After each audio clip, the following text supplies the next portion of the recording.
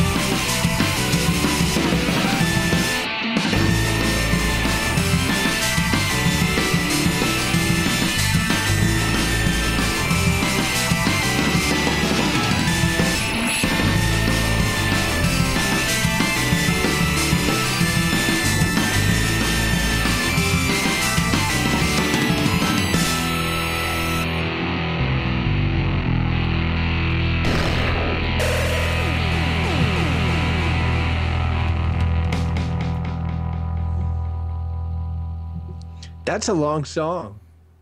Yeah, it's a good. Well, it's a minute and 50, you know. But when we do it when I fix it up and post it, actually shorter because we do all the talking over it and stuff. But yeah, so it's a good song. Just rocked out for 2 minutes straight.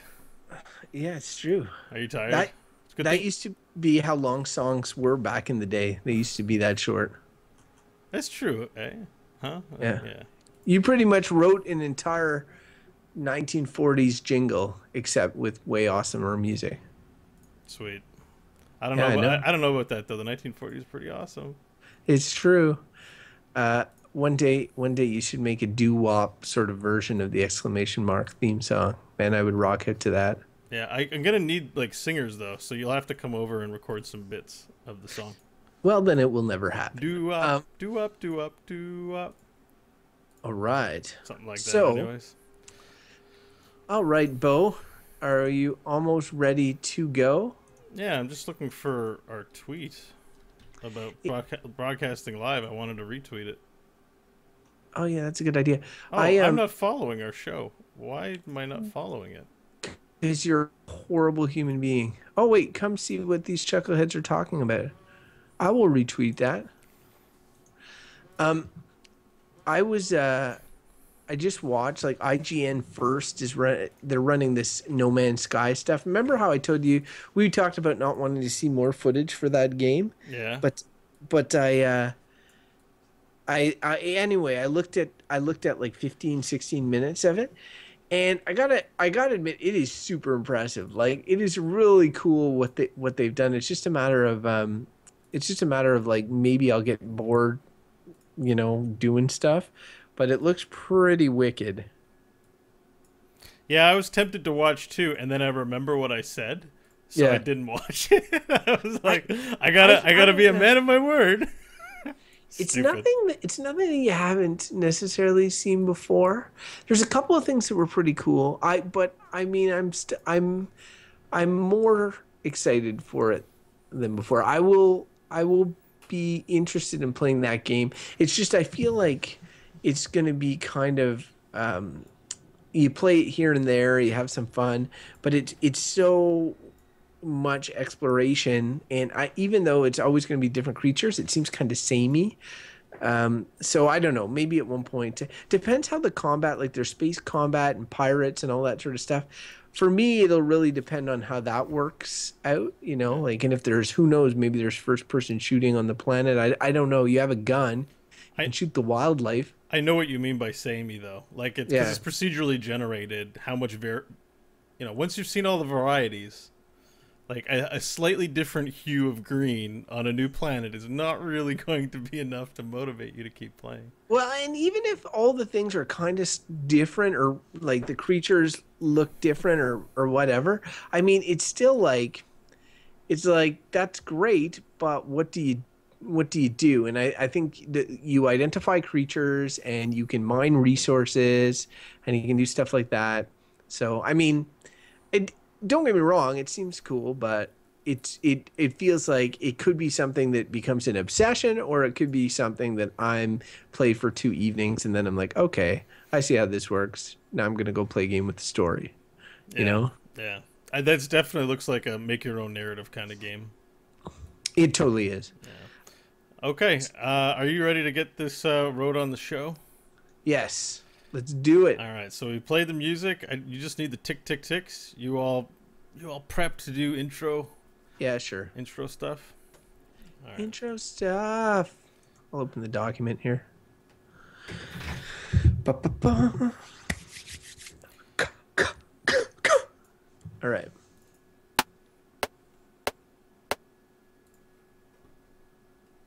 Hello and welcome to the Exclamation Mark podcast, episode number 13. The podcast you run over to get power-ups like a star or a mushroom. Unlucky number 13, we're hoping is not the case, because we're going to have an awesome time on this episode. As usual, I am your greeter, Crofton Steers, and one half of your Exclamation Mark podcast hosts. The other half, some would say the better half, those people would be wrong, is Bo Schwartz. Hey, Bo, welcome. Hello, Crofton. Thank you for welcoming me to the show. If anyone says that I'm the better half, I'd probably agree that you're wrong. I think you're the star of the show. Oh, Bo, you shouldn't have. You're so right. You're the you're the talent, man. You're the, there's no show if there's no Crofton. And quite literally, I mean that, because you were the motivating force behind getting me off my ass to do the show. So that may be true, but there's no show if there's no Bo. Sounds better. It does, because everything that rhymes is deep and wise. So that's a lesson I've learned having a name like Bo. It's true. Yeah. I can rhyme to almost, like, you can't rhyme Crofton with anything. Try it. Crofton should go to bed more often. Oh, boom. With sexy ladies. That didn't rhyme. I felt added value. There wasn't enough. The creepiness value of the statement wasn't high enough. You had to add something to it. It's all good, man. That's why we have you here, for the lulls. It's true. I'm here for the lulls. So, we got some stuff to talk about. Aside from the usual stuff, Bo, do you have anything you would want to maybe highlight? I can think of something. Well, the first thing I'd like to highlight is the question mark blog that you wrote. Crofton, you've been putting in some hard work. You're already a hard-working man raising kids, doing 2 podcasts, and now you're writing articles. And there is a really good blog post on the EXM.com website ranking was it top 10 or was it top 6? It was top 10, right? It's top 10. Yeah, top 10 songs in a video game, and not like, memorable, like classical songs that you hear over and over again, but actual, pop tracks, like rock songs, or I don't think there were any rap songs in it, but if one qualified for the list, it'd be on, like what we know as a song. And it was actually quite eclectic. I found that a lot of them I hadn't heard of, although a lot of the games I hadn't played. But I thought it was a really good list for exploring new music. Like, there's nothing like that out there on any of the big sites. Well, it's funny, and that's part of the reason why I did it, because like sometimes like you're watching a movie and a song will come on, capturing a moment. Like, especially TV shows are known for this. Dramas at the end of the show, there'll be some emotional song bringing everything together. I started thinking about how like there's a couple of songs in video games that really do it for me. But whenever I would write like a Google search and I'd write top video game songs, the sort of the songs that I would always see are like theme from Mario Brothers, or you know, the Legend of Zelda overworld theme. And so not to say that there's anything wrong with those are great pieces of music, but they're not like songs like what you hear on, you don't turn on the radio and hear, you know, the Legend of Zelda overworld theme. They're classical pieces. If the radio is ever on and I heard the opening harp to like Final Fantasy or something, I think I'd lose my mind. Like, this is the greatest radio station ever. No, I just felt that that it was something I'd run Google searches on, and I'm trying to draw eyeballs, you know, to the to eyeballs and earlobes to our podcast and to our site. And so I mean, like, I thought it was neat, and a lot of those songs have now ended up on my iPod, and sometimes it's hard to find new music or whatever. Yeah. So for me, it was it was the latest endeavor on my ongoing question mark blog. And just to add on briefly to that, I've created an account for us on IGN, which is a prominent video game community site. And so now I have sort of like, it's a pseudo exclamation mark, pseudo me profile, which is exclamation. So people.ign.com/exclamation. If you're on IGN, if you have a community profile, I'd really appreciate it. If you followed me, I will follow you back, and I'm going to start putting some of the question mark blogs, try and get some eyeballs and earlobes over to the exclamation mark podcast, because we put out such a good show, Bo. Yeah, we put out a good show, and you put out good written content. It deserves to be seen by as many people as possible. Otherwise, what's the point? So yeah, go give us a follow over on IGN. Sweet. We're going to be on all the networks, so you'll see. The ones that'll let us, that is. That's true. HBO might take a while. Speaking of all networks that we've been on, I hear you were somewhere different. Yeah, I got an opportunity to guest on a World of Warcraft dedicated podcast called Azeroth Roundtable.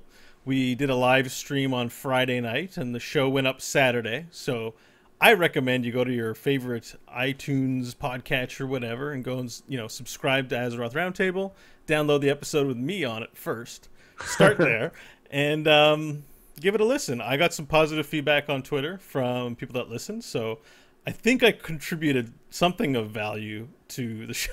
And so that being the case, I'm kind of pleased about that. It was fun. I would say that if like value is based on amount of hours someone's played World of Warcraft, then I'm sure you can contribute considerably to that show. Well, I know to you I look like someone who's played a lot, but like that's par for the course, I think, in the World of Warcraft community. I certainly wasn't you know, like I basically, like you would say, like, oh, Bo, you play tons of Blizzard games, you put in so many hours, and I think that I spent time with people who are equal or more, like, in that realm. So there's nothing unique about me, as opposed to in this transaction, you're like, man, you play a lot of Blizzard games. What the hell's wrong with you? I'm just thinking you probably have a lot to contribute in that area, especially with WoW. You know a lot about WoW and have been a longtime player as well, so you've seen it through different evolutions and stuff. So I'm not sure. I haven't had a chance to listen to it yet. I will though. Let me put it this way: we always try and keep our podcast to under an hour. That episode was 2 hours and 30 minutes, roughly. So there was a lot of talking going on. It was good. Sweet. Yeah. Ah, interesting. You're going to get your fill, buddy, if you do listen to that show. Or I might fast forward parts. But you should never fast forward the exclamation mark. You might miss something extremely valuable. Yeah. All right. And just one last little quick promo I want to throw out there. I'm organizing the tournament for Heroes of the Storm. If you check our Twitter feed, check EXM or check myself, I think we're going to have our first game tomorrow, and there's a good chance it's going to get live streamed. So if you want to see me play Heroes of the Storm, that might be your opportunity to. People hear of the Legend of Gorath, and I'm assuredly going to disappoint. So Gorath is the username. What team are you on? I'm on Team Chocolate. And you know, if you just check my Twitter account, I'll post links. I'll post links to the standings, depending on where we win. And do you know? Do you? And this is my ignorance of Heroes of the Storm showing. Do you select the same character for each match? Are you like going to always be the same character? No. We pick matches. We pick characters based on each match. So we each have our own couple of characters that we play really well, and we're going to make a few team comps, like in football when you or hockey when you put your lineups together. Oh, sweet. We have our lineups. But yeah, you know, it's That's cool. That's cool. I like how that is. How you got to plan out beforehand to bring your A game. yeah. You So know. I can't talk any strategy on the show. No advance. What we got to keep that all hush hush. I But gotcha. yeah, no. So, but it's. I hope it does get live streamed. We're talking about it, and just check my Twitter account or check EXM podcast. I'll retweet it on there too, and you'll Well, hopefully while see me pull out a win. we might not be able to talk about Bo's strategy, one thing we can talk about is the news of the week in a little segment on the show that we like to call ReadMe.txt.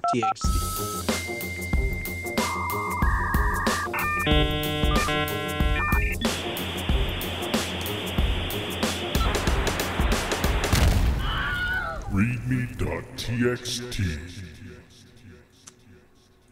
.txt. I made Sorry. good use of that reverb. Yeah, sweet. All right. Yeah, so a little more news than last week, eh? I think so, but honestly, it was kind of. I think we'll barrel through this news pretty quickly. I felt overall, I think everything's going to feel like a slow news week now that we've did 2 episodes covering E3. I'm like, Yeah, where's all the news? There's like nothing. Yeah, I'm just going to jump right in with the first item then. The state of secondhand games. So there was an article where GameSpot publicly came forward and says it still wants to be in the secondhand game market, and they want to work with console companies to make digital profiles transferable. And I think what they mean by that is that a lot of the games you buy now get hooked into your, Xbox Live or whatever they call it now account, or your PlayStation account, sort of disincentivizing secondhand sales. But Right. if there's a online mechanism, in those environments to resell to another user, then you could reinstate it. So what do you think about this? I kind of feel like the whole idea of having it linked to your profile, kind of like the way we do it on Steam, is to just completely kill the secondhand market and make sure all the money goes to the developers. Yeah, this is GameStop and EB Games in Canada and stuff. Look, they've had a bit of a gravy train going for quite a long time, which is the used games market. And if you go into an EB Games, they will always try. Like if you go up and you ask to buy a new copy of the game, they'll say, "Oh, have you considered getting $5 off and buying this used copy and then paying the $3 CD protection fee in case there are scratches or whatever?" Like they have all sorts of ways in which they've been trying to generate money. And in many ways, that's the only way a retailer can stay alive in the increasingly common digital space for video games. So I want there to be stores. I want there to be video game stores. I've never really liked the used game market because technically, like a used game, like if I sell you a game and the developer of that game only made the money on the first sale, like on when I bought it, and meanwhile EB Games is making or GameStop is making nothing but profit on a used game sale. They don't have to give anything to the developer anymore. And I find, like that's always bothered me too. So, I mean, kudos for them for evolving with the times, but it's not something that like, I don't like used games in general anymore. I think I've moved past them. Do you think that if having used game, like, do you think if it was make or break for the retail industry in gaming to have secondhand games, would you then be kind of more for this? Like, would you want to vocally support, yes, secondhand games? Would that be enough? It's a good question. I don't know because, like, I feel like if you told me, okay, there's this industry, it's going to go out of business, but they have to engage in shady business practices to keep it going. Is it worth it? I would almost say, well, like they shouldn't be in business anymore, right? And I think it's the dedicated game retailers that are feeling the pinch. Like in a place like Walmart or Toys R Us, where you have a gaming aisle, like they're making money hand over fist in other areas, and it's just sort of gravy, the gaming section. Whereas a GameSpot and EB Games, GameStop and EB Games, like that's their. If they don't make money on games, then they're out of business, right? I just feel like there's got to be innovative business ideas out there, partnerships that they could make, maybe online digital store like a Steam comparison I don't know. There's got to be something else. I feel giving them a carte blanche, like just saying, hey, you know what? Because if you don't do this, you're going to go out of business. You should do it. It's a tough question to answer. It's a hypothetical, just because It's a good one. Maybe they'll still be alive and well, just not making as much money. Because clearly, we'll be fine as consumers. You brought up Toys R Us and Walmart. Like, all these dedicated game stores go out of business. We still have a retail place to go get that stuff, right? So, I'll tell you one thing, Bo. One of the dreams, like weird sort of dreams that I always had, was to run my own game store. But I wanted it to be like sort of like an eclectic, maybe like a hipster-esque. Only Crofton's favorite games.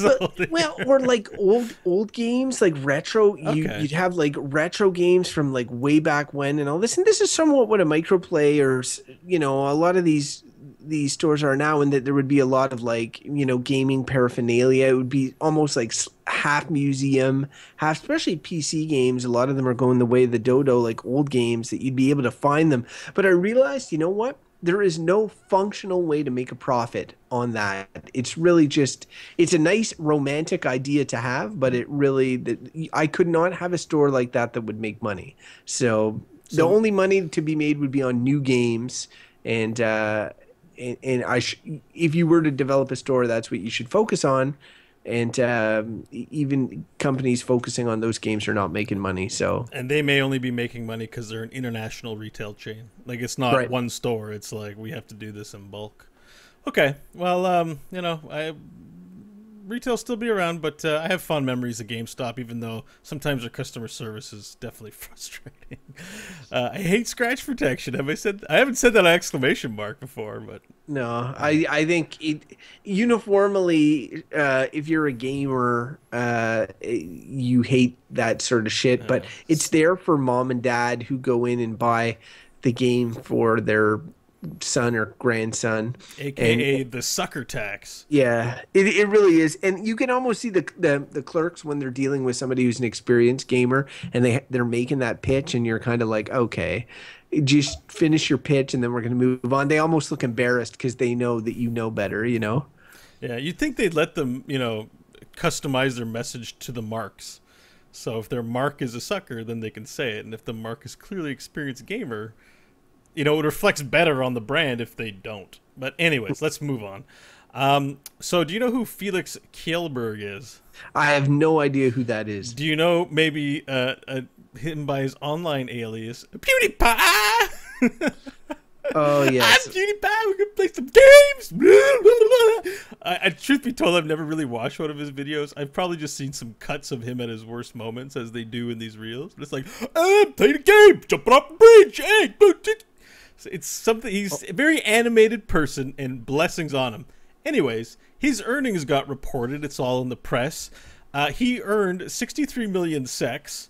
That's SEK. Whoa, that's a lot of sex. That's SEK. I think I didn't write down where he's from. He's from some European country where sex is money. It's about 7.5 million US. Probably in 2014. Can you imagine being a young teenager or a young adult making these YouTube videos every day, waking up like basically it's like God took a big money dump on you? His YouTube channel has 37 million subscribers and generates over 4 million in ad sales. This guy is like hit in the head with a gold brick. Can you imagine what? And we were talking to Mike the other day about our live streaming and how it's dumb. Nobody watches it. Here is a dude, not a corporation, just some dude plays video games. 37 million people following him earning this kind of money. I don't get it. So if he earns 4 million in ad sales, how does he make 7.5 million a year? I guess the article breaks it down, but it might be in sponsorships. I know he has a book. He's writing a book. I don't know if that's been released, but all kinds of associated promotional thing when you're a celebrity. I imagine that comes from the rest. I'll open it up, but to tell me can your mind even like wrap itself around this world we live in now, where someone who just plays video game, like, have your siblings ever watched you play a video game before? Like, you're the one playing. Oh yeah. there's a 5-year difference between me and my youngest brother, and he grew up watching me play a lot of games. And then he would as he grew up older, he started playing them, and I would start them first, and then he would do them better afterwards. So yeah, I have fond memories of that stuff. Okay, sorry, I made a mistake on the 7.2 million.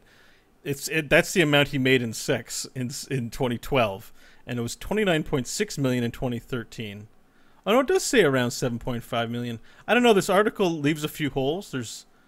I'm not finding a direct link, but clearly it's millions and millions of dollars. The key word to take away from all this is millions. But back to what you're saying about your bros, they would watch you play. Yeah.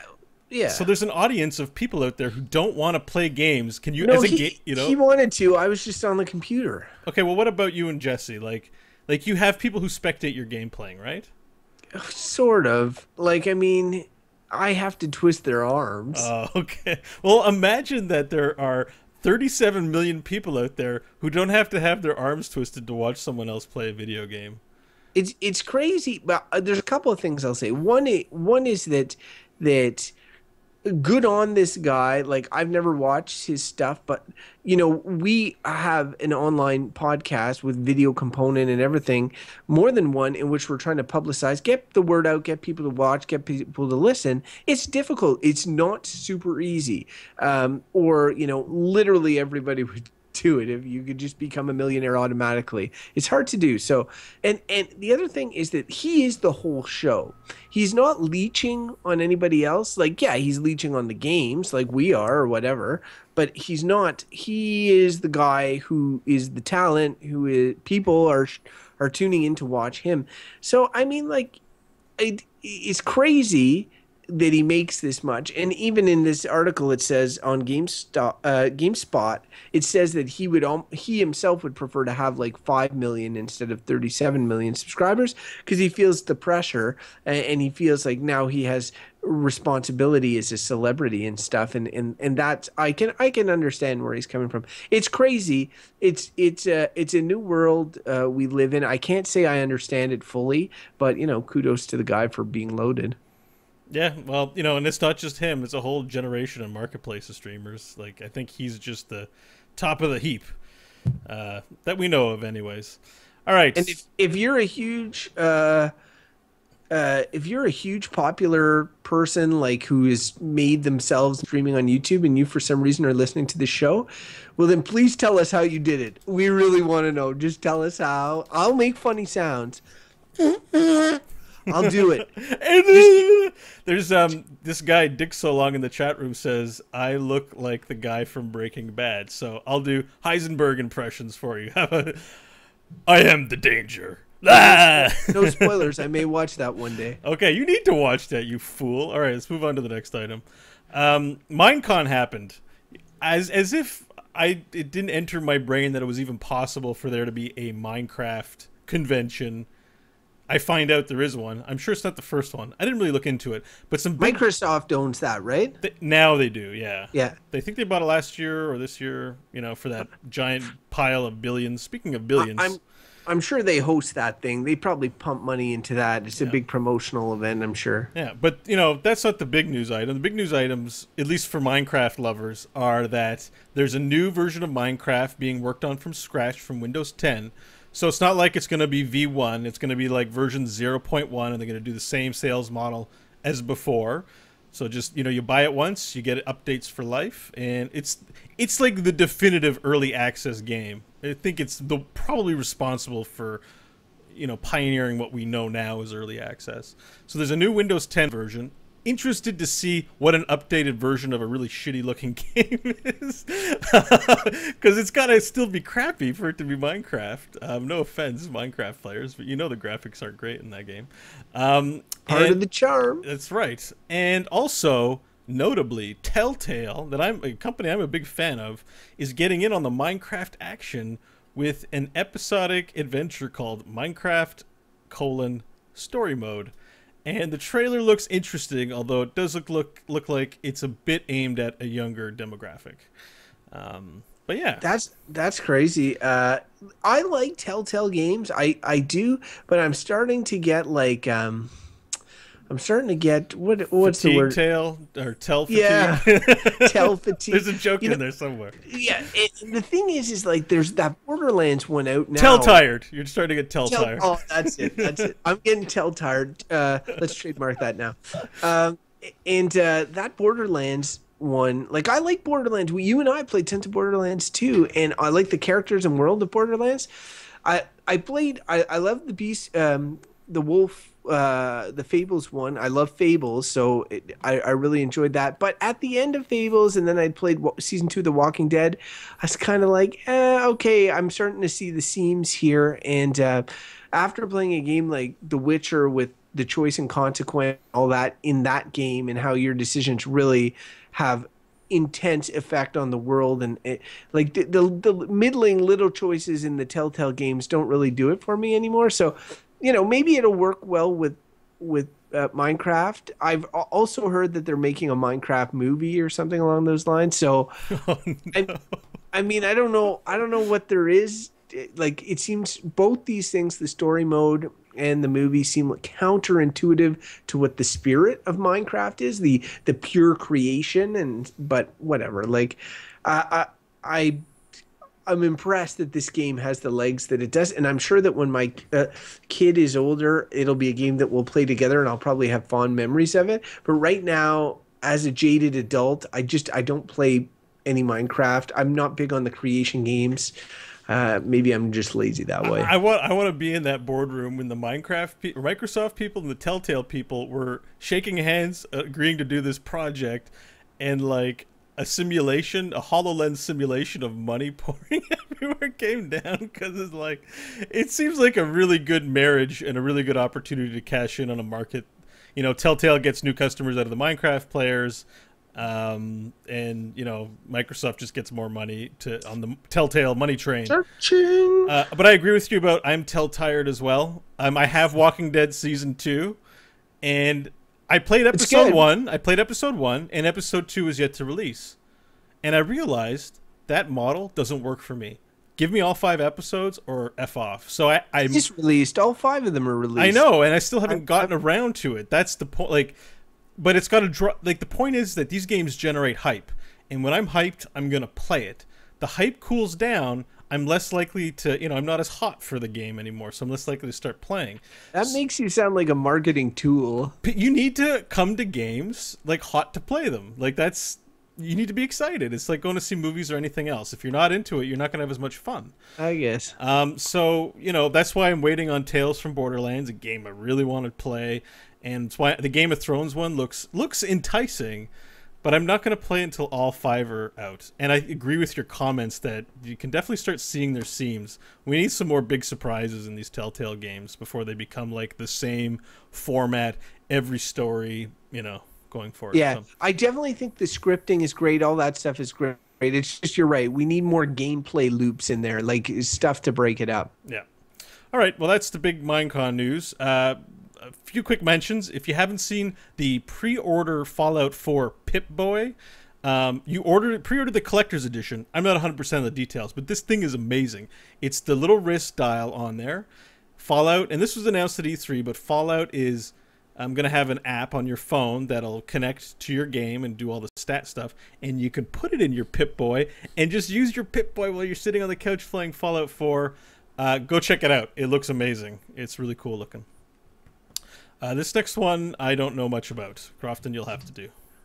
Just with regards to the Pip-boy, Todd Howard had some amazing quote about it, saying like... Oh, he said most cross-app platforms are use the F word, fucking trash, but this is the best fucking trash that you're gonna ever see. Yeah, I know. So, and I thought that was awesome. I was like, that is good on him, for owning it. So they were real rock stars at E3 this year, let me tell you.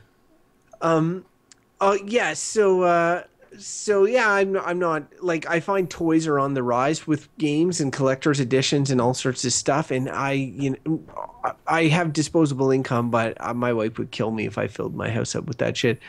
But it's a Pip-boy. No, just kidding. Yeah, no, I don't. Ubisoft changes internal policy with regards to E3 presentations following Watch Dogs graphics fiasco. So this sort of hit today. IGN was reporting on it. Essentially, what it is, and this is Ubisoft is not the only company guilty of this, but it's happened. I think people are pointing to The Division as well, but definitely Watch Dogs, where they present a game. They show a sizzle reel. Maybe they show the beginning of gameplay footage, and it looks hot to trot. Like people are like they're like Bo are getting really excited. Maybe their pants are starting to tent a little bit just looking at all this footage. And then next E3 rolls around, and then another E3, and then they show more of the game, and suddenly, whoa, wait a minute, it's not looking as good as it did in those first videos. And then the game comes out, and people are sort of saying, hey, this is not what we were promised. This is way under what we were promised. And so the head of Ubisoft has just sort of said, we're going to move away from showing stuff in this way. We're going to have a policy that, like, if it's not if we don't know that it can run exactly as shown on this system, we won't show it, or we won't, we'll be more judicious in showing the footage. So it makes sense to me. Have you ever been burned by something that looked better in a sizzle reel, and then you bought it and are like, this sucks? I think I got scarred a lot because there was a period in gaming where you'd get the sweet, and I was younger, so I understood less about how game development works or what this all means. You get a sweet-ass trailer, and then you get this janky-ass game, and it's like, well, those are movie cinematics, and this is in-game cinematics. So I've had this, given my age group, this pervasive feeling of being ripped off a lot in games. So yeah, it's good. And I have to, like, I mean, it's good that they're learning. I mentioned on our E3 shows, I'm getting really sick of these 3-year E3 things where, like, hey, today we're announcing The Division, or we're announcing Watch Dogs. Oh, next year at E3, hey, it's more of The Division. Hey, it's more of Watch Dogs. Then the following year, and finally it comes out and it's lost all steam, or it's just we're expecting to begin with. I think the important lesson to be learned here from Ubisoft and other companies is do what Bethesda did sometimes, which is say, hey, we have a game in development, Fallout 4, we're announcing it now, and it's coming out later this year. Here it is at E3, and I think that way you don't run the risk of screwing yourself. Because I think if you build it up year over year, at one point you're going to hit that sort of high level of hype where people are going to start getting burned out on seeing the game before it's released. Yeah, E3 seems like a big hype machine, and it seems like a big miss on sales to, like, even if it's annoying for us on the E3 front to watch it year after year, it's got to be damaging to the company's bottom line. It seems like a good time to sell something is while the iron's hot, and you've made it hot from E3. Watch Dogs in particular, that game got delayed a lot, right? And like the Assassin's Creed games, say what you will about them, but they announce them the year that they're coming out. There's going to be one every year, but you don't know anything about it until the beginning of that year, maybe, So they're able to do it. They're able to refrain from making a big game announcement until the year it comes out. I think it's part of, like, throwing some red meat to the hardcore gamers and saying, hey, we're working on something really cool, check it out. But, it's a no-win situation because they're going to see this stuff, they're going to get excited. And then when it's not exactly what you promised originally with your opening trailers or opening gameplay footage, they're going to freak out. So you might as well play it safe. You're chipping away at your reputation. No. That's right. Well, I think it's a positive thing that they're making these policy changes. Time will tell if they become effectuated. Lastly, in the readme.txt section, just a quick little interest piece. A legendary item was unearthed, I think this week, very, very, very recently. The Super Nintendo was working with Sony before the release of the Super Nintendo on the Super Nintendo PlayStation, or maybe it was after. I'm not good on the history. What I am good at is looking at pictures. So I'm going to throw the link actually right in the show notes when this gets launched, but just go to Polygon and write, like, Nintendo PlayStation, and you can see pictures of a Super Nintendo. It's like a Super Nintendo and PlayStation had a baby. And they're mixed together. There's, like, a CD-ROM tray, the controller. It looks like a Super NES controller, but it has PlayStation logo and stuff on there. it's pretty cool, like little piece of history. So apparently there were 200 prototypes made, and they were all ordered to be destroyed. I guess there was some fallout between the two companies, but this one survived. The big thing was that once upon a time, Nintendo was on top of the console gaming world and was preparing their successor to the Super Nintendo, and they had been dealing with Sony with the idea of CD-ROM technology was just kicking off, and how they were going to have like a CD drive in the system, and they were going to partner together. And Nintendo got cold feet once they were well along in development, and said, you know what, we like cartridges. We're going to go back to cartridges. And Sony was like, what the F? Screw you guys. We're going to make our own system. And that was like that failed business venture has changed the landscape of video gaming to this day, because Sony came out obviously with the Sony PlayStation, and Nintendo went with the Nintendo 64, which was the last cartridge-based system, right? So it's funny. I think we're better off that didn't work out. But it is cool. It is such a weird sort of brain thing. I almost thought somebody made this in their garage and was trying to sell it. When you see the picture, it looks like Super Nintendo meets PlayStation 1. You know, like, it's so weird. It does look janky, but it is a prototype, right? Like, that's right. You know, the funny thing about that though is I feel like Nintendo did lose out, because CD-ROMs have won in the end, or DVD-ROMs, like, because the GameCube didn't use cartridges, but they had to use like smaller CD-ROMs. You know, this is like Nintendo. One of its things that I always know about them is they always got to try and be a little different, and unique, and that's not always a bad thing. But in light of this story, it feels like, you know, a 500-year grudge against the CD-ROM stuff. Anyways, we prefer cartridges. All right, so that's it for the news. We're going to move on to Games Per Minute. You're always talking about making kids' minds like vegetables. Talk about them out in the street smoking pot. This is Games Per Minute. How do you feel about cutting his head off? One. Games Per Minute. It's fun to cut heads off. What is Games Per Minute, Bo? Games Per Minute is where we sort of, blog style, talk about the games we've been playing in the past week. We sort of share some details all about that kind of stuff. Crofton, which one of us should go first on this week? I don't know. I feel like I'm not going to have much to say. So why don't you go first? All right. I'm a polite Canadian. I always like to, you know, just... Yeah. Do you want to go first? I can go first. We can go first. We're all friends. Let's be polite to each other. I'm sorry for all of that. Canada in a nutshell. All right, I'm on fire today. So it's basically Bo's Blizzard Corner. I really actually did try to, like, it's a thing with me now to try and get in some non-Blizzard gaming time, so I have something relevant to talk about in the show. But I don't this week, so let's get it over with. Played a ton of Heroes.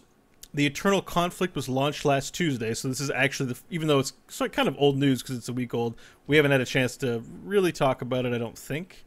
There's a new map. It's awesome. There are these giant titans that fight in the middle. It's something to see. It sets a new standard for the maps that they have in the game, so they better start bringing it after this. It's Diablo 3 themed, including there's a treasure goblin that you can kill right at the beginning of the match, which is a lot of fun. And there's a new hero, the Butcher, which is the last boss in Act 1 of Diablo 3, as well as, I believe, a character in Diablo 1. I don't remember. It's been too long since I played the first two Diablos to know if he's in all three games. But it's cool that an enemy boss is made a hero in this game, and he's definitely scary as hell. So he charges at enemy heroes and yells, "Fresh meat!" And when he kills things, he picks up their meat and eats it, and that helps him gain more and more power. He can also chain you to a hitching post, kind of like you're a dog, and you can't get away, and then he just beats you up. Yeah. When say like somebody was playing as him and somebody else was playing as Tyrael or whatever, and they're all playing as Diablo characters on the Diablo map, would if you were just walking by somebody's computer or whatever when they were doing that, would it look like they're playing Diablo? I think it would look fairly similar. They're both top-down isometric view games, but there's a bit of a distinct art style to Heroes that isn't in Diablo. Diablo's a bit more gothic and a bit more low-tech. Everything feels beefier in terms of, you know, everything moves slower. Like, you know, the way you can rip through enemies in Diablo, you can't really do it. It depends how much of a gamer you are. I think if you weren't very much a gamer, it'd look the same, but you'd probably think all games look the same. So that's a sliding scale of ignorance that you can travel down. Yeah, fair enough. But I think it would look similar, but not the same. I think it's distinct enough.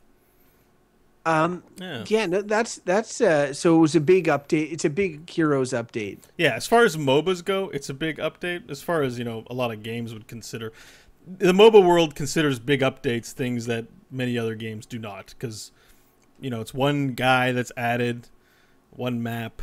Doesn't sound like a whole lot, but no, I know, but like you look at something like what is it? Is it League of Legends where they just play on one map? Is that it? Yeah. So I mean, I understand that it's a big. It's tough to strike balance for these games that are meant to be online competition games. So it's you know, they're not small things. When a map pack comes out for Call of Duty, it's a huge deal in that community, especially, right? Yeah. Yeah, so that's was exciting. Big reason to play past a couple days. I haven't really been playing Hearthstone, but I'm kind of like excited to get back into it because the well, no, sorry, we don't know that yet. There's an announcement of an announcement for new Hearthstone news, July 22nd. As a Hearthstone player, I'm excited about it, but it's really just the most boring piece of news ever. An announcement of an announcement. I'm rolling my eyes here. It's like the meeting to schedule the meeting, you know, in a bureaucracy. It's like, oh my lord. And finally, I did go, and part of the reason I didn't play a new game was because I'm a big fan of this anime called Knights of Sidonia, or Shidonia, and season 2 was released on Netflix this week, and so I spent a lot of time watching that. I really liked it. How does it compare to season 1? Better or worse? Better. The animation's better. I find they spent more time on like the cutesy character storylines, which I kind of like. There's an alien. There's a such a nerd. There's a human and Ghana like alien hybrid character, and it's giant. It's like it's the size of a mecha. It's like a mecha anime. So, but this is a living thing. But in order to communicate with humans in their human form, she has this like what can only be described as an umbilical cord penis that travels travels around and is cute and like cuddles with people and plays with them. It is the most disturbing but amazing thing ever because she's a little girl. She's friendly and cute, and it's not perverted in any way. It just looks uncomfortable. Yeah, Jesus. Umbilical cord penis. Wow. That's what it is. As soon as you started talking about a Japanese anime, I was like, I wonder, like, this is a Netflix show, so maybe it's not as crazy as the ones that I think of when I think of Japanese anime. And then you had to mention an umbilical cord penis. It just woman. Looks like that. There's no sex. It's not tentacle porn. There's no porn in it. Although there's like that awkward teenager thing where it's like he might walk in on a girl who's undressing, and the girl will punch him in the face and his nose will bleed. Like there are these moments like that, like these awkward teenager moments. And does his nose ever bleed before he gets punched in the face? No, I never understood that. Yeah, I don't get it either, but it happens a ton with trigger stuff. If you watch Kill la Kill or Gurren Lagann, you'll see plenty of nose bleeding at the sight of hot girls. So if you know, I don't get the cultural relevance either, but it's like if a really attractive woman were walking down the street and it caught my attention, if I were an anime, at least by some anime standards, my nose would literally splash blood everywhere, and I don't get it. It's either. Nasty. I'm not that into it that I need to find out the cultural significance. I just accept it. It's just a thing. It's just a thing in this crazy world. No, but he literally gets punched in the face and then bleeds. So there's none of that. Okay, lots of those like red cheek moments though. Yeah, that's pretty much been my week in gaming, and with a little sprinkle of anime. Crofton, yeah, I think there's overlap there. Yeah, it's funny because like I'm you know, I get on you about Blizzard and Hearthstone and Heroes of the Storm. It's like, oh, what am I doing this week? Oh, I'm playing more Heroes of the Storm, but I am that guy with The Witcher 3. Like, I don't know how many episodes this is now. I've written a blog on the question mark on The Witcher 3. I've been playing it more, and honestly, I'm probably close to the 2/3 mark of the game, and I want to say like I play it a lot too. Like for me especially, like I was kind of taking a sabbatical from games. Like I was doing stuff with my daughter. There just wasn't much to play. But now I put in at least an hour a night, if not more, sometimes 2 hours plus. And I've been playing for well over a month this game, and the sheer breadth of content as a single player game just boggles my mind. Like it's crazy. And the fact that every time, and my wife can attest to this, every night that I play that game, at one point I go into like her room or something and I say, hey Jesse, you know what's awesome? And she's like, The Witcher 3. And I'm like, yep, it's awesome. Because like there's always something awesome that happens, and it makes it's been episodes now since I said that while playing The Witcher 3, I was feeling like this may be one of my favorite games of all time. Like I knew that fairly early on, and that's weird having that feeling when you're playing a game. But now it's been weeks since then, and I'm still having that feeling of giddy excitement. And while I recognize there's some problems, I read an interesting article on Kotaku, I think, about the women of The Witcher 3 and how some of them are extremely strong, and how they've done this sort of fantasy world filled with oppression in this, and that because of that, it can sometimes reflect poorly on women. Sometimes the women are too scantily clad. Often they're very strong personalities.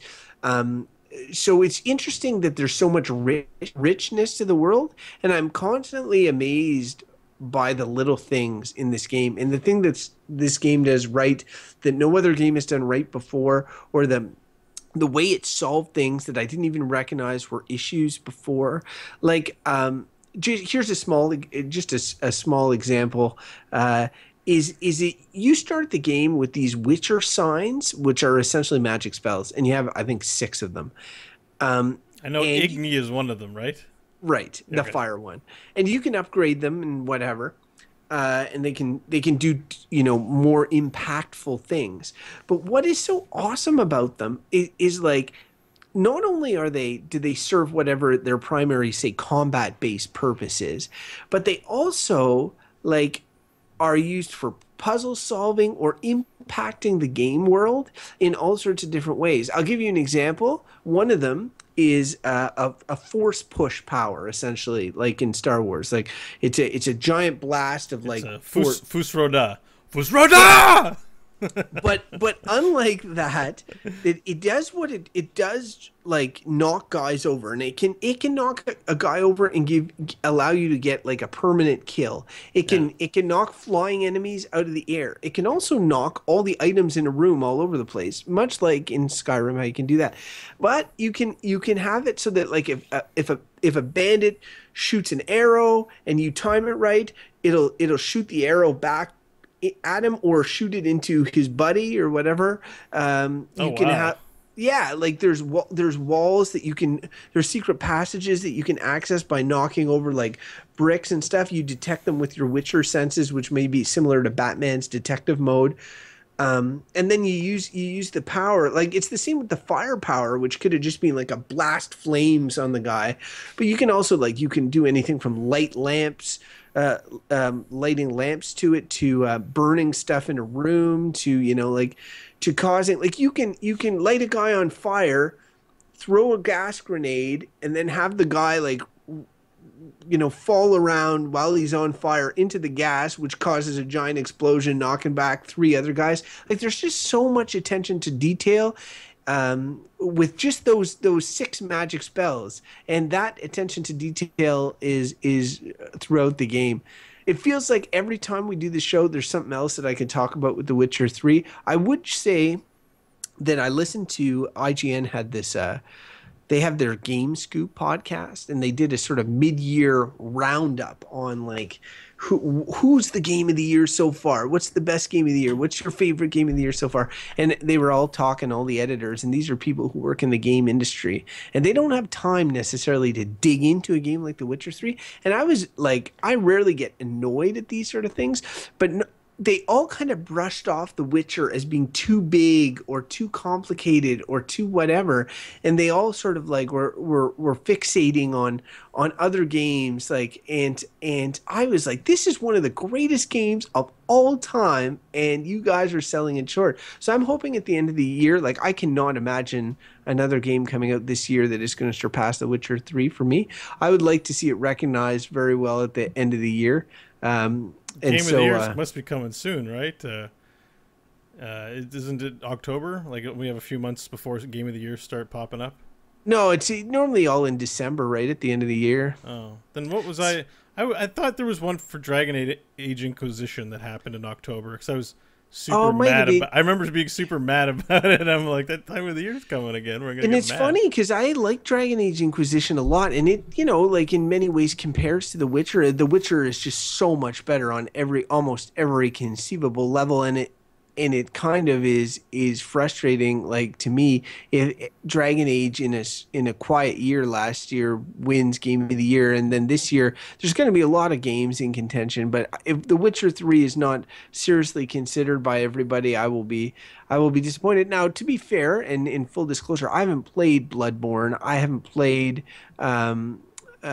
Ori and the Blind Forest, or a lot of these games that have received high critical scores this year.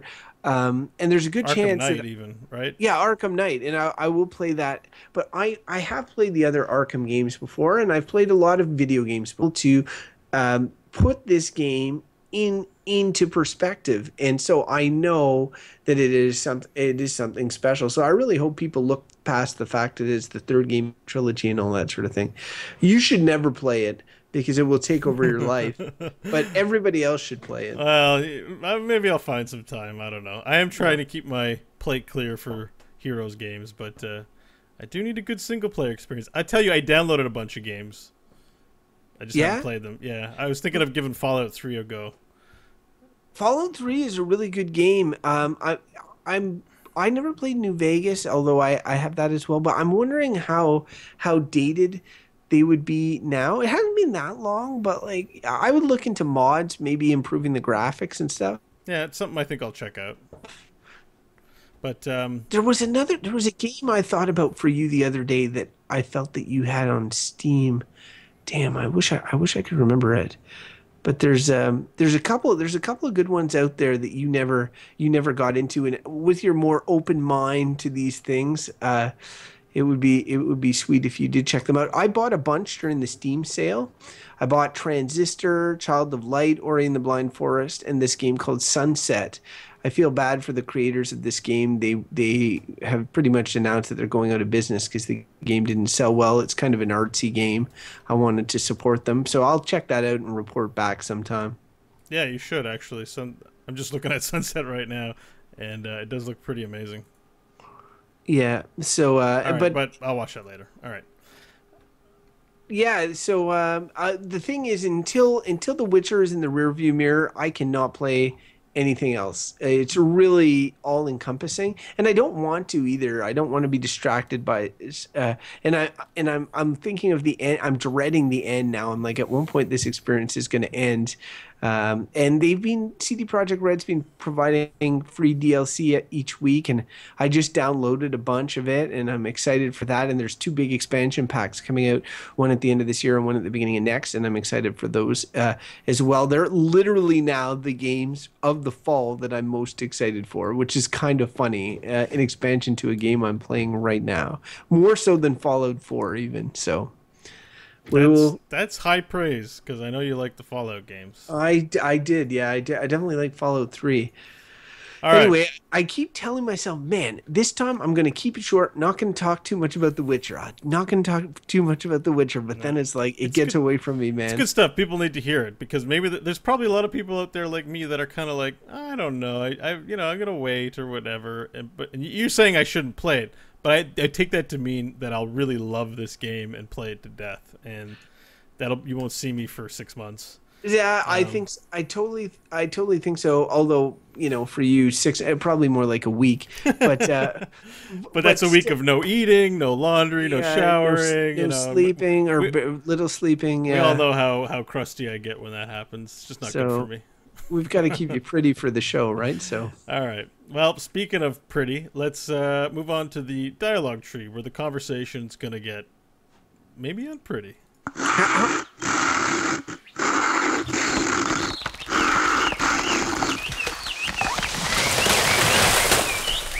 Now that there's one fine dialogue tree. All right, it's the dialogue tree, where we take a topic and debate it, you know, in full, in this sort of open forum roundtable style deal, except it's a square table and there's only two people sitting at it, and that's me and Crofton. essentially, we just talk about a topic. Yeah, and you know, but you'll walk away feeling maybe slightly more informed about it. We hope. But okay, so this week's topic is Crofton actually sent me an email recommending this great video on GameSpot. It's a show called The Point. You may have heard of it, and it's hosted by this guy Danny O'Dwyer. Who is he? Is he Irish? He's definitely got a he's Irish. Yeah, it's Irish there. So he's got a pretty awesome accent actually. But that's not the point. The point is he did this great episode on how video game companies exploit our study of behavioral science and apply it to the games they develop in order to get us to play them for longer than maybe we would otherwise, or to, you know, have us reach a certain threshold in terms of sales down the road and things of that nature. So I'm paraphrasing. I'm going to put the link in the show notes as well to this, because you should definitely go watch it. But we're going to discuss how companies exploit players. And it's a 15-minute video. I would totally recommend everyone watch it who is listening to this. It really makes you think. I think the title is Destiny, the video game slot machine, or something like that. The hardcore gamer slot machine. Yes, and I would. It focuses very much on Destiny, the console shooter, but honestly, it can be extrapolated to a lot of types of games.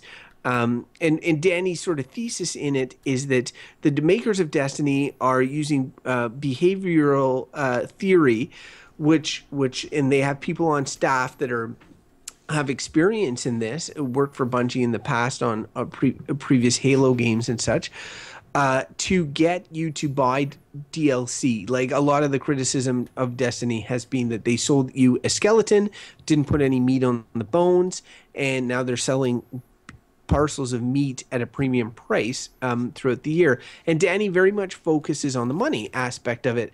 And while I thought his piece was really good, what really interested me was the time element and how this behavioral theory and the idea, and I don't want to paraphrase it too much because you can watch the video, but for the context of this conversation, it's essentially like a slot machine. How a slot machine works: when you go to a slot machine, you pull the slot machine, you don't know what you're going to get every time, but at a certain interval you will be rewarded. Like, it might just be a little bit. Every once in a while, you might get a huge amount. You can't plan for it. You can't say, like, okay, on the 7th pull of the slot machine, I am for sure going to make a ton of money.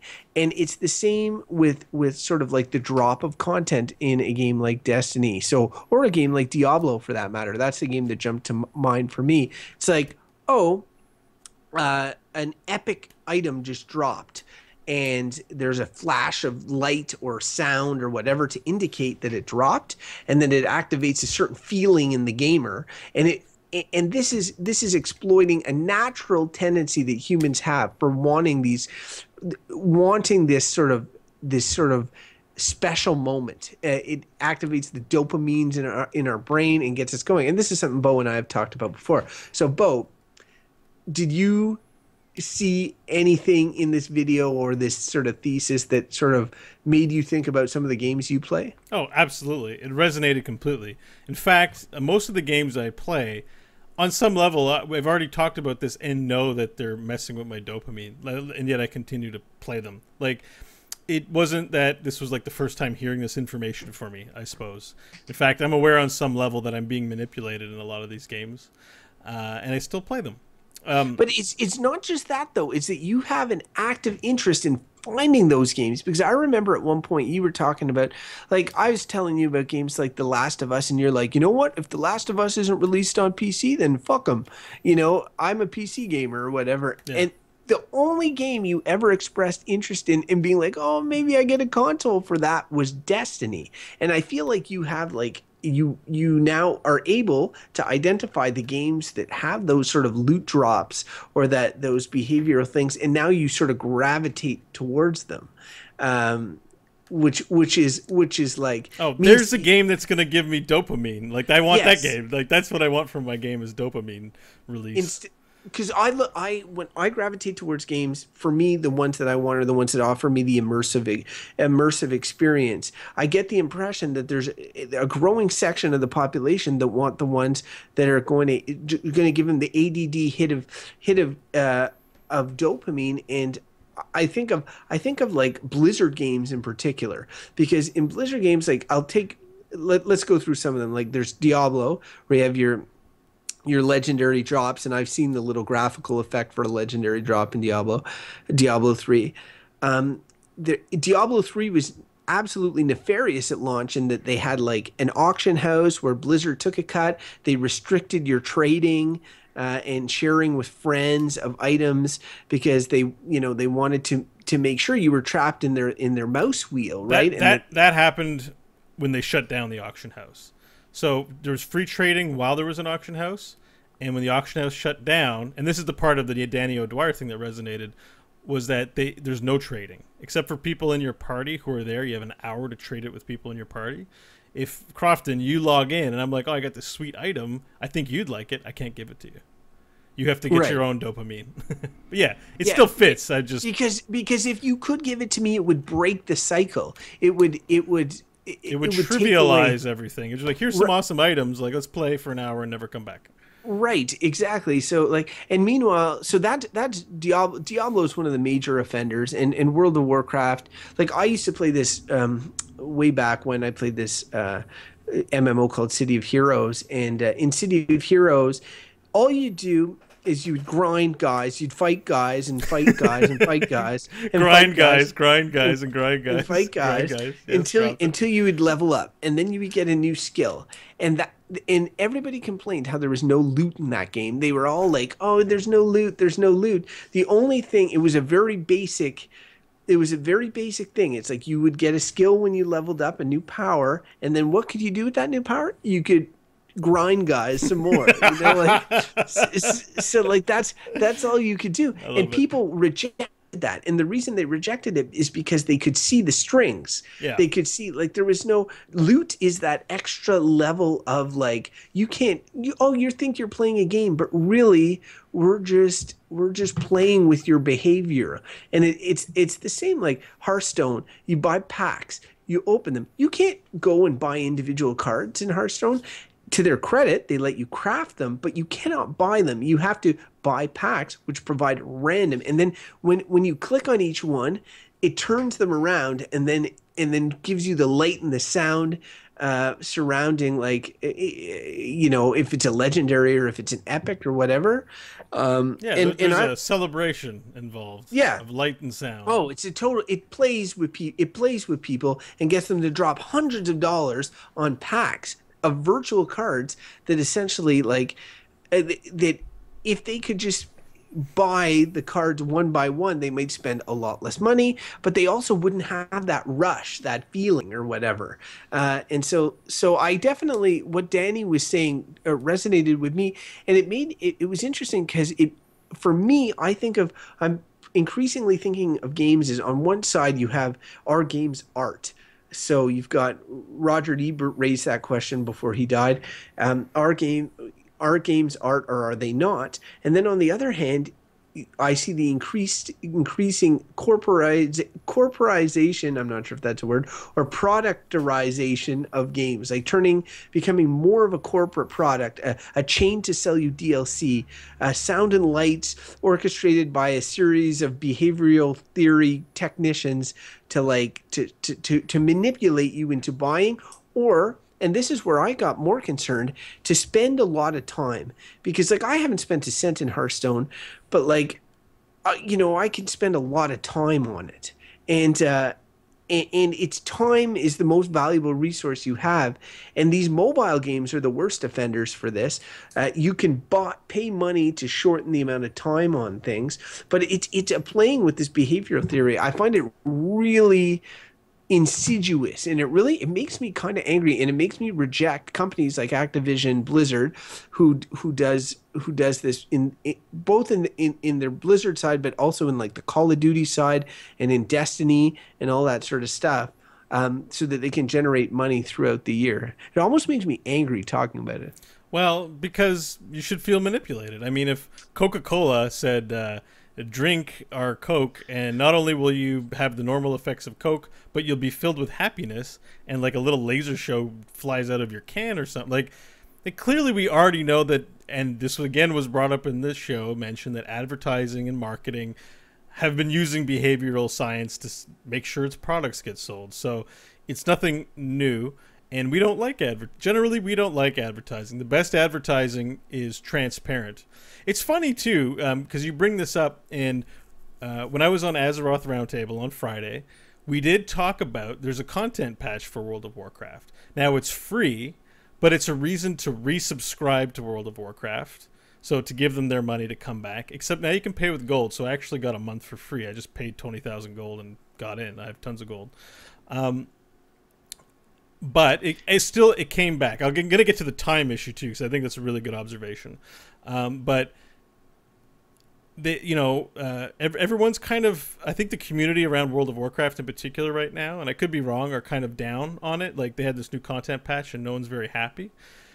And they asked, I had the honor of being asked, like, what's your experience of 6.2? And I said, honestly, when the game came out, I wanted to play it. I was excited to play it, but the big content, like the raids and things of that nature, were being released weekly, pretty much artificially. Like, let's face it, there's no real reason to do this over releasing it all at once, which is to say, like, you've got this raid, it's got 4 sections. So week 1, we're going to have this raid released, and week 2, we're going to have this raid released. And take that stuff and spread that out over the 3 or 4 months I was playing World of Warcraft. And it's just like, now they drop this. It's like, I've already given a lot of time to this game. A lot of time, capital T time.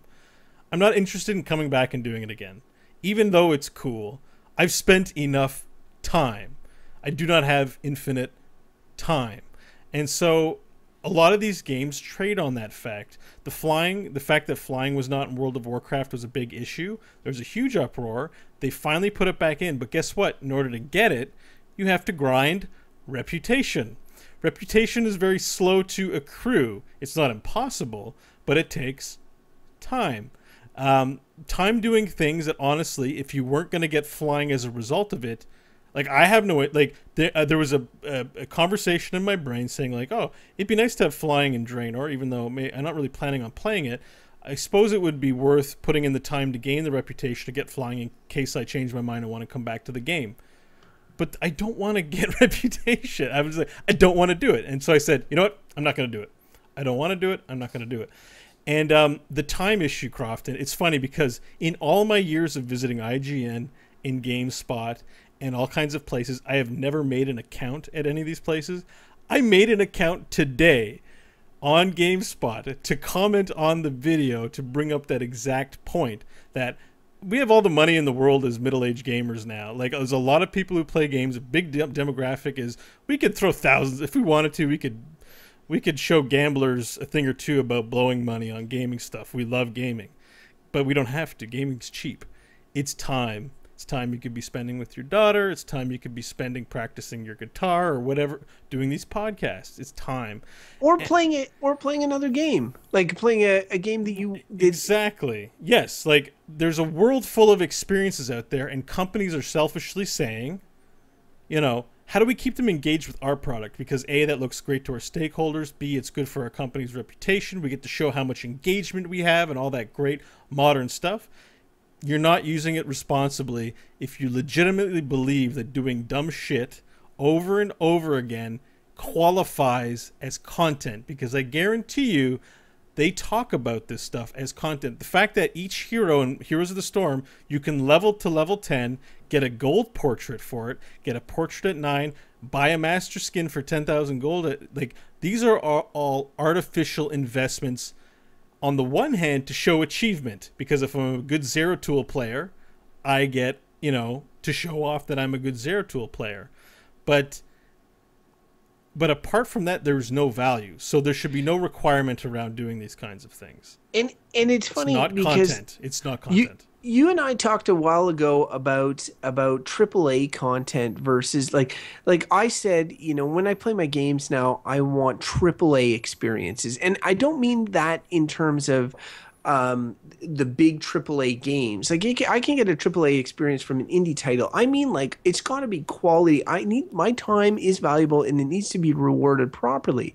And I find like the games that are and it's not just like there are single player games like Dragon Age Inquisition, for all that it does right, has lots of like fetch quests and lots of like collect 10 of these just so you can like get it cleared out of your your quest log and get a slight XP boost or whatever. Like, there's always ways in which your brain is being kind of tricked. But as companies are starting, there's a difference between lazy game design and actual insidious game design. And I think as they hire these behavioral specialists and get to ways that they can exploit people that may have addictive personalities and aren't able to turn off, like, and say like, okay, like Bo, you have mentioned before, playing an open world game sometimes intimidates you because you see all these things and you need to do them all. Well, there's a lot of people that are like you, and some of them are like you times 5, and these like little loot cycles and all this that may seem harmless enough or make them a little money in the short term can literally ruin people's lives. So I think the game companies need to be a little more responsible, and I think that like games that are starting to exploit these systems, be they mobile or AAA releases, are going to start to have like little advisories on them, much in the way that like cigarettes do. I think that's not enough. One of the big things in Warcraft is there's show tips when you load the game. One of them is all things are good in moderation, especially World of Warcraft. Be sure to go outside of Azeroth and enjoy the world with your friends. It's like, oh, it says that. Oh yeah, and it's been in there as long as I've played it, and that's been nearly a decade. Well, they've done a lot of little things in World of Warcraft where they've had like when it first launched, one of the big, and I'm not sure if this still exists, but it was a huge feature at the time, was like your character would get tired, like you wouldn't be able to, like, you wouldn't get full XP. You get rested really XP. long time. So you get right. If you get like up to a level or 2 worth of bonus XP, so you can catch up with your friends in leveling. Yeah, it's still in the game as a mechanic, but the idea, but I think it got watered down. The idea was really that you play for a real long time, and then they start essentially penalizing you because your character gets fatigued, and instead of getting like 5 XP, you'd get 1 or 2 XP, you know, or whatever. Like, and I think that concept got watered down, and pretty much you're rewarded for playing. They can have all the little messages they have. And it's like when you go to the gambling slot machine and you're at the slot machine and it says, you know, all things are good in moderation, even, you know, gambling, be sure to take a break. That's great. It's great that they do that, but it doesn't change the fact that they've designed the game to be counter to that. Hardcore, you know? players, like, you know, identify themselves culturally as people who will sit and do the thing for 57 hours consecutively, you know, like that, like, you should put those messages on there, but like people also feel like they have their free will. That's the complicated thing, where it's like, no, I'm a person with free will, and then my free will says I'm going to sit here for 48 hours, risk death, and do this thing, whether it's gambling or playing games or whatever. So, you know, like that's kind of a tough bind to say, companies, stop trying to make money so hard and make your game addictive. But, you know, people have free will in a free country. But at the same time, I agree with you that it still feels insidious, rather than give meaningful content, to make your content. Diablo's a big offender of this, where it's like they're going to release Torment 10 soon. So right now it's Torment 6, the hardest difficulty. They're adding 4 more difficulties, which means I'm interested in playing it because the notion of besting Torment 10 is appealing to me. And that's going to require sweet legendary loot drops, you know? And like, like, as much as I hate it, it's appealing to me to do, like, I'm looking forward to participating in this I know, challenge. because yeah, and it works. I understand why, because an alcoholic doesn't when he sees a new sweet rum being introduced, he's not like he's like, I understand that rum is bad for me and it's probably going to kill me, but man, it's going to feel so good going down. I loves me some good rum. And so you're talking about this tournament right now, and I can see the tone of your voice changing and the way you approach. And they're playing. You should see my face. They're playing you like a fiddle. They're totally playing you like a fiddle, and that's what's happened with these. And there's a difference between games that do this accidentally or lazy design where you're just filling out content, which is sort of what I think Dragon Age is. It's like, okay, we need another quest in this area. Let's add, 10 we hate our game. Let's add more shit to do. But then there's like, and what Danny is accusing the Destiny guys of doing, which is hiring a behavioral scientist and then saying, what are ways that we can keep people in? And it's the same with mobile games. Mobile games have been like this for a long time, but it's creeping into other games. I might do a question mark on this because I feel like we're probably running long on time, and I definitely have more thoughts on it. So. One aspect of this, too, that you need to note is that I think a lot of people who make these products are also those types fans as well, especially when you're talking about a company like Blizzard, who does have a reputation in terms of the quality of its product. There are no doubt people at Blizzard who also enjoy that type of dopamine gameplay, and it's Activision Blizzard. But the corporate structure is separated. But anyways, the point being that that they have people that are fans of that kind. It's not like it's a bunch of people who don't understand the game that are making the game. It's people who are passionate about making the best possible rat wheel ever. Like, I love rat wheels, and I'm gonna make the best rat wheel in the world.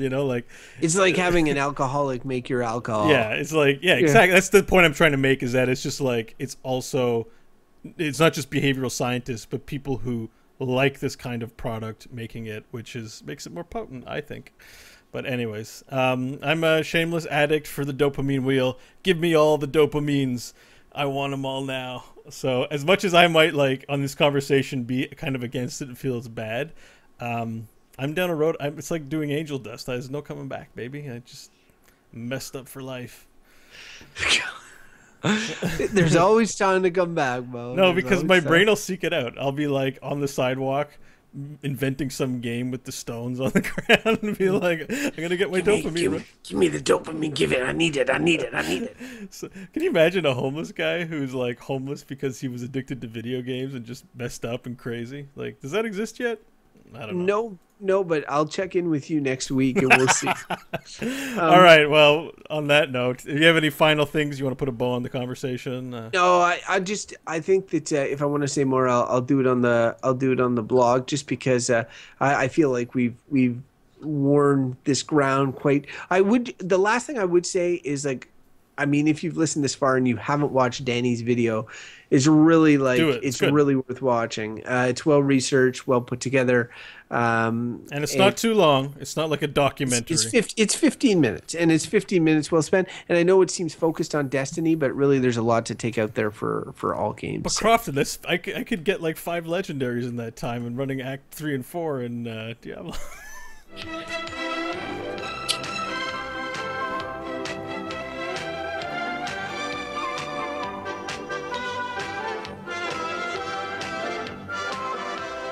Inventory management is a challenging and inexact science. Inventory management. Do you guys work in inventory management? You should write in and let us know. We'd love to hear about how it's a challenging and inexact science. But on this show, inventory management is no less challenging or difficult. However, we just strictly keep it to the video game topic. I think this week we're making recommendations. Crofton, I'm going to allow you to go first with your recommendation of the week for our listeners. Sweet. Normally I like to hold up the box and show it, but this is going to be a digital only one. And I'm sharing this one based on the recent revelation that Microsoft made, that the Xbox One is going to be backwards compatible with Xbox 360 titles. Now, most Xbox 360 titles are disc-based games, but Xbox 360 started the whole like summer of arcade stuff. They had a bunch of games, Xbox Live games, many of which made it over to PC, but some of them didn't. And some of them will now be available to play on your Xbox One, especially if you own it, because it kind of bothers me that, like, my Xbox 360 maybe, and there's a whole bunch of games that I can only play on that, games that I may still want to play.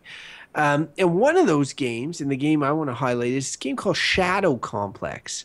And Shadow Complex is that by the Unreal guys? It's by Epic. Yeah. So it was Gears of War peoples. It was Cliff Blazinski was involved in the design when he was with Epic, and it is based on a series, of novels and a story that kind of exists outside of the game.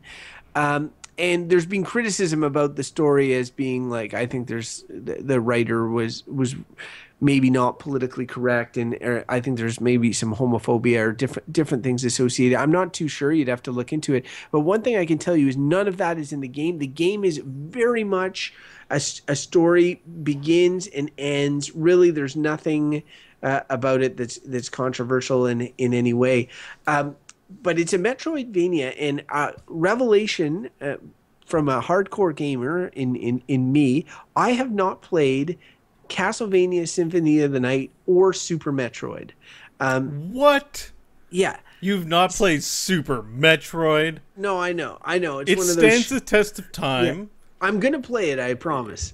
You need to put The Witcher down and play Super Metroid. I don't. My God. No.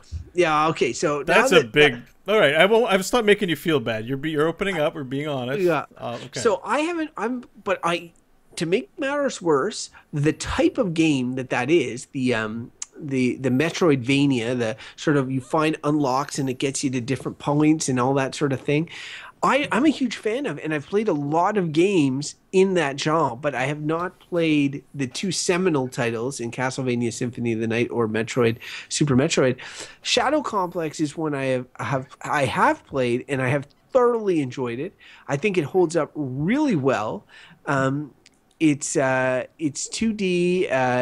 You start off, you're just like this Nathan Drake type dude with not even a pistol, and then by the end you've got this crazy super suit with all these abilities. And yeah, it's just like you explore. There's all these hidden areas in which you can upgrade things like your missiles, like Metroid and all that. And I just had a really, really good time. It was a popular title when it came out, but I think it's there's a lot of gamers nowadays who may never have even heard of it. And I think really it's not you could probably beat it over the course of a weekend. It's about a Super Nintendo length game, but it's really good. So Shadow Complex is my pick for this week. All right, well, that's a good pick, man. I remember being interested in it when I saw it when I used to play my Xbox. I'd still actually be interested in playing that game, to be honest. All right, for my recommendation, it's going to be a quick one, and this is a multiplayer recommendation, but it's a little game called Towerfall Ascension. It's an indie title. I know you can pick it up in Steam, but I'm sure if you Google it, you might be able to buy it straight from the store, and maybe you'll support the developers a bit better that way. All that to say, Towerfall Ascension is a fun multiplayer game on par with, I would say, Super Bomberman, which has legendary status in my family. Super Bomberman is like the classic, four-man deathmatch game. And this one's way more twitchy than Bomberman, obviously, but definitely a lot of fun. Crofton and I have played that on the couch here in my apartment, and there's a lot of screaming and like, oh my god, I can't believe that happened, and crazy like ricochet shots and things of that nature. You basically have a bow and arrow, and you try and out bow and arrow the other guys while there are creeps and monsters, like neutral ones, that also sort of mess with you. So can't recommend that game enough. If you like multiplayer games and 8-bit graphicsy type stuff, Towerfall Ascension's the game for you. It's my recommendation. That's it. Yeah, that's a good one. I always enjoyed playing it with you. It's funny. It was released for the Ouya or whatever, and now it's everywhere. I would one time like to have like a 4-player Towerfall craziness. I think that'd be pretty awesome. In your sweet air-conditioned house. I'm telling you, my air conditioning's been off for an hour now. I think you could probably brew a coffee with all my sweat. Like if I was a coffee bean, you could have a coffee. Single ladies. I feel like I'd like to draw this podcast on, even though we've gone over the time, as long as possible, just because I know your air conditioning's off. But I tell you what, fuck you. I deserve that. I think we'll just wrap it up, and I'm gonna do the close down before we go to the good old Master Game Theater. All right.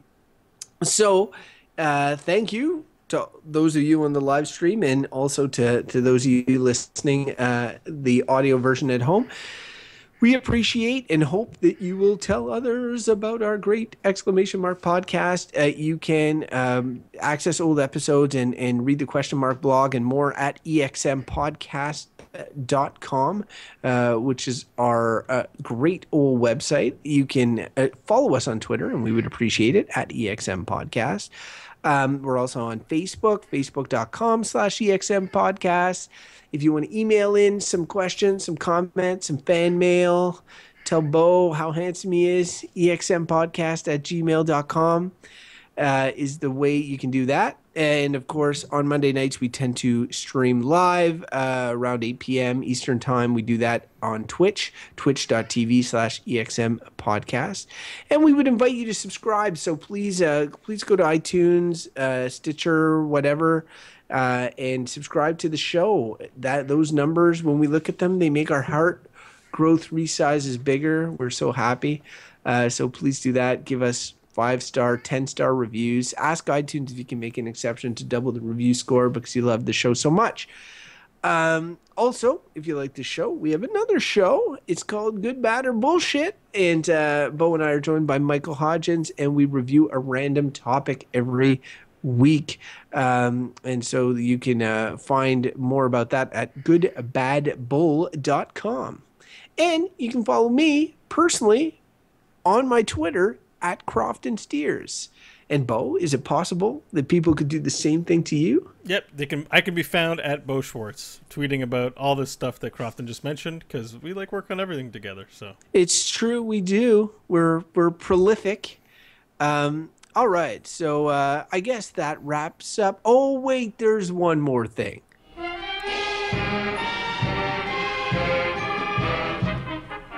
It's now time for Master Game Theater. Crofton's just checking something in his pants real quick. Oh, sorry. We can only see you from the shoulders down. I assume you were getting something from your pocket, your cell phone. I received a text from one of our longtime fans, Richie Wood, and he was wondering if I could see his comments. To which I say, is he Snooky Dog in the chat room? Maybe. If you're Snooky Dog, we can see you. If not, we can't. Anyway, we should just wrap this up. What's Master Game Theater for the week, buddy? This week's Master Game Theater, Crofton, are you doing it? Are you doing the Master Game? Or is it me? I will do it. No, you did last week. Okay. Did you have a chance to research the role? I put a link in the show notes there. Of course I didn't. All right. Well, if you have feedback about Crofton's poor performance of it, then you know where to send that information to. But I think he's going to do fantastic. He's a quick study. That's what they keep telling me over at Oxenford Theater Department. All right, Crofton. This week, we are doing an excerpt from X-Men, the arcade game. Sweet. From like the 90s or 80s or something. And Crofton will be performing the role of Magneto. Yes, and this is funny because I used to love playing this game in arcades. There'd be these 8-people cabinets or whatever, and I played by myself because I had no friends. But anyway, it was awesome. All right, I will do this now. Magneto. Okay, hang on. Ha ha ha ha ha ha! X-Men, welcome to die.